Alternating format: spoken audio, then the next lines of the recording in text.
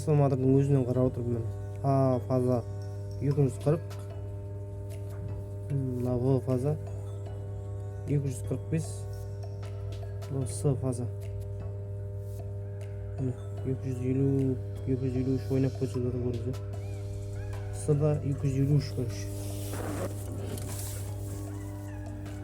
Машинадан прямой тексеріп көрдім же. Ол жақтан барып тұруға солай короче.